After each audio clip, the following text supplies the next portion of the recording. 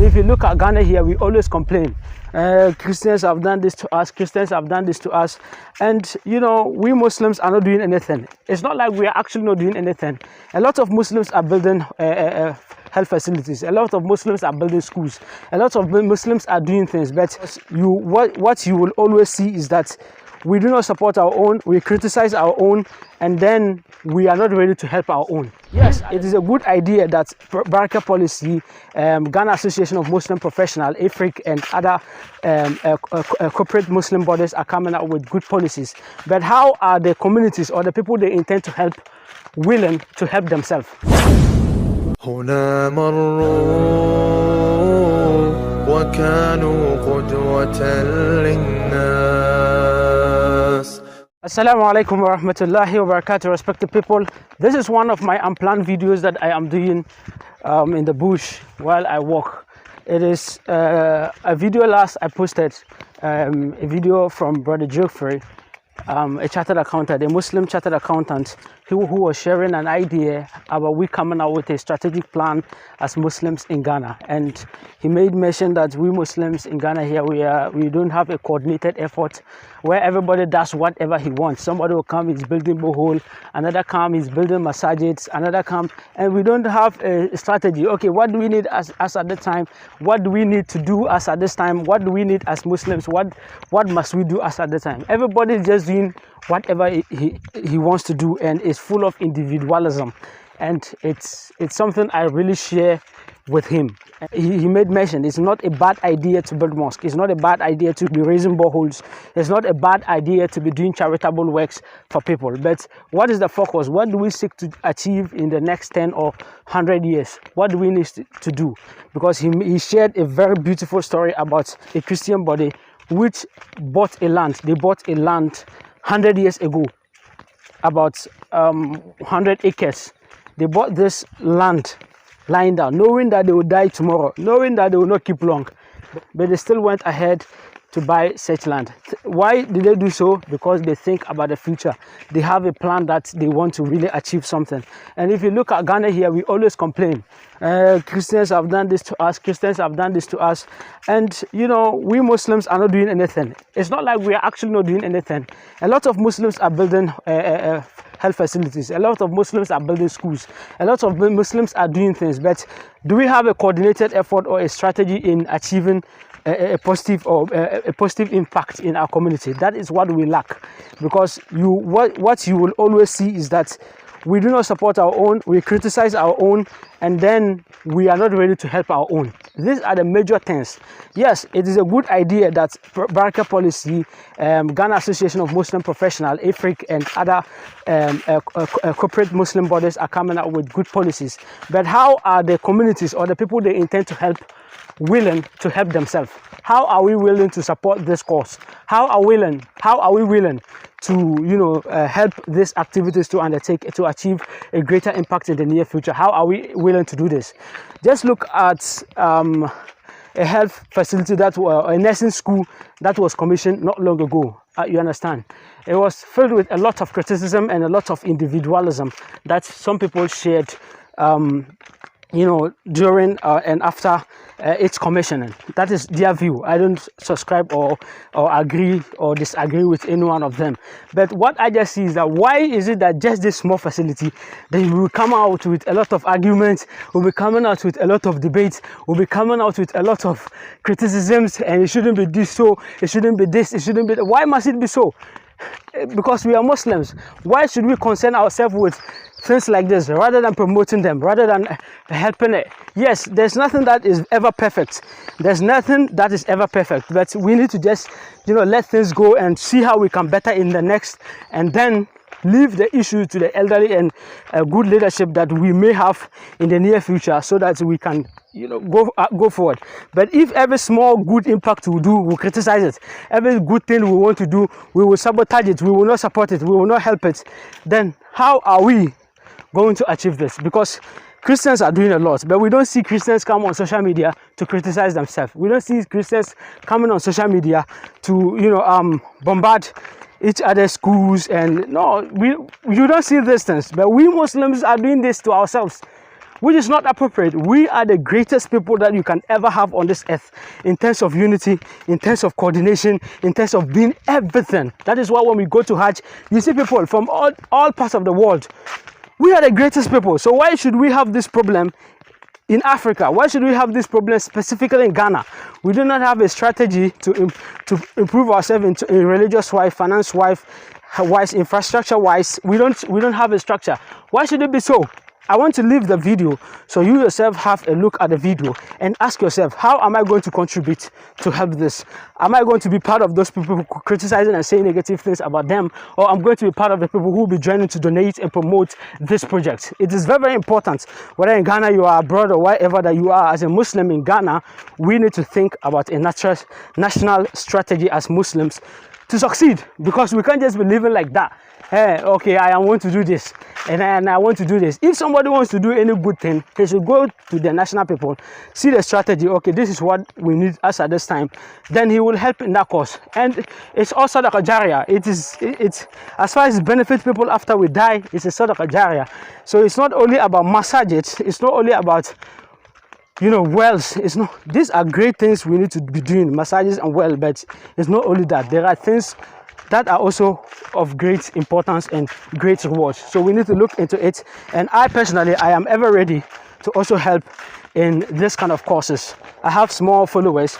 I am also ever ready to help these communities, to promote it, to get people along, to see how we can promote ourselves as Muslims in this country. It is something that I am really positive about, and I pray that Almighty Allah should bless each and every person who wants to come out with this strategy. So the corporate Muslim bodies, this information goes to you. IFRIC, Ghana Association of Muslim Professionals, Barakah Policy, Zakat Fund, people, please, let's all come out and, you know, come out with a national strategy and do away with individualisms and taking credits of works that we have maybe supported. Assalamu alaikum wa rahmatullahi wa barakatuh.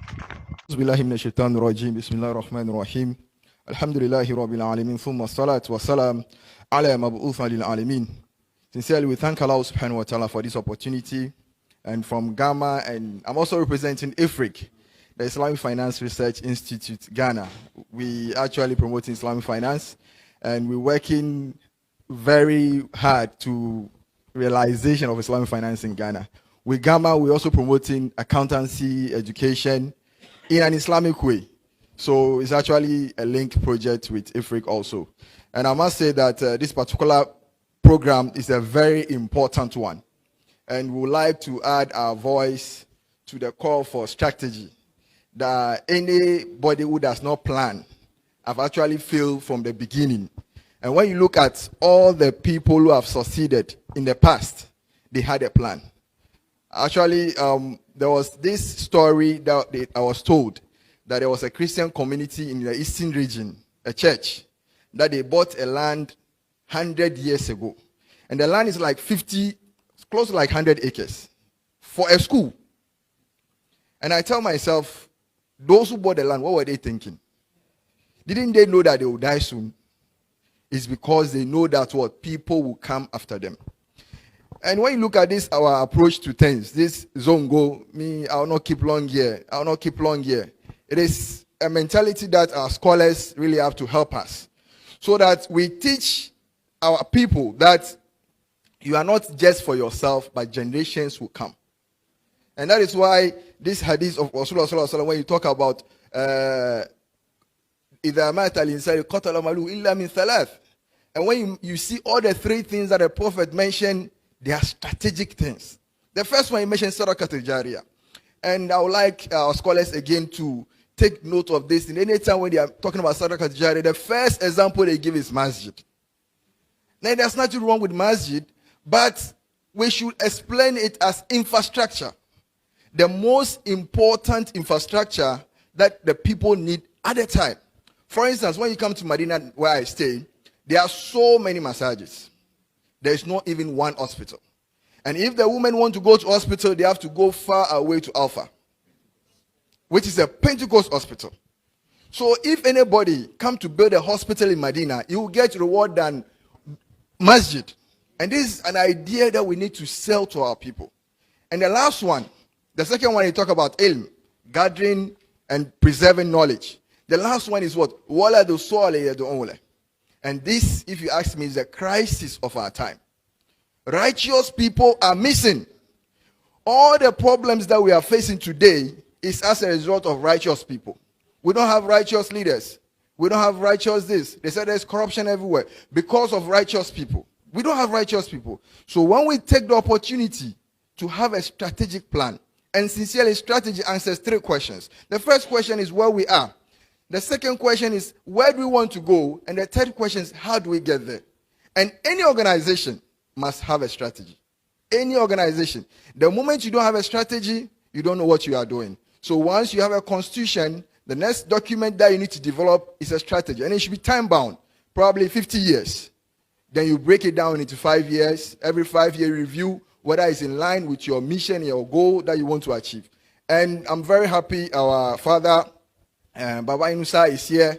Sincerely, with the Ghana Muslim Conference, I was so happy when I heard that something like this is coming on. So we can dream for Muslims in Ghana, 100 years to come, where we want to see Islam. Education-wise, finance-wise, infrastructure-wise, all the other things, then we put them into plans.